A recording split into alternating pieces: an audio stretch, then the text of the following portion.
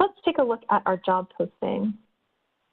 I always love showing this because I feel like it's all of the hard work that we did on the requisition has really come to fruition. We've got our job posting template here, all of that position information that we entered or that was pulled in from the position on the job posting itself. And you can see that I've already started applying to this job, so I can come in and continue applying. And that's what we're going to do.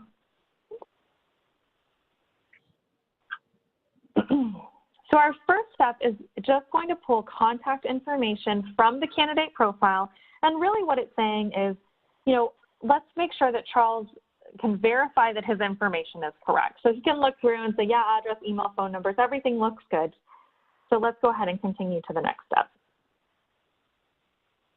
Now our consent and acknowledgement, those are the areas we defined on the requisition. We have one for internal and one for external applicants. And what they really are is going to be a user-defined text, whatever you need at this point within the application process.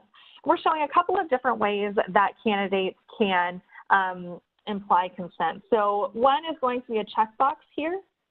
And when we get to the acknowledgement, we'll see how we can track an electronic signature.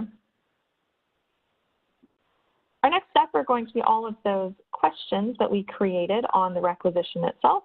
So you can just see what that looks like here for the candidate. Of course, everything with the red asterisk are going to be things that are required. If we move to the acknowledgement tab, again, user-defined text here, and then we're tracking that electronic signature. The solution is going to automatically date stamp it whenever Charles signs this. So you can see he signed this one yesterday. The information tab is really your self-ID configuration.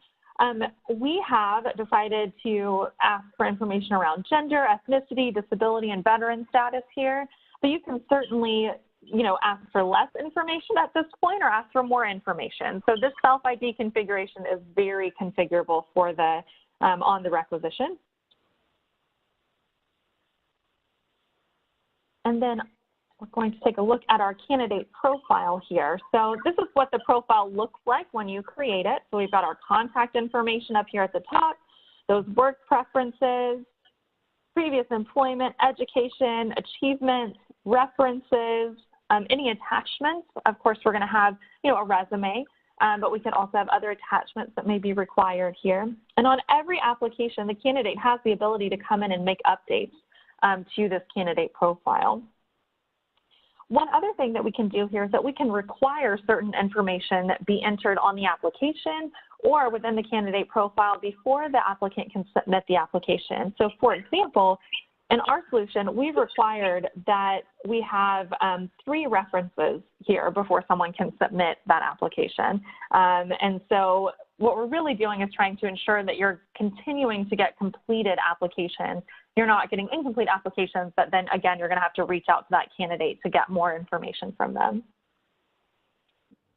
And then lastly, we just have our sourcing information. So it asks, how did you hear about this position? And we're just going to say it's from the company website. And then I'm going to submit it. And then I get this nice pop-up that says, you know, here's your application confirmation. We've received your application. We absolutely promise that we received it.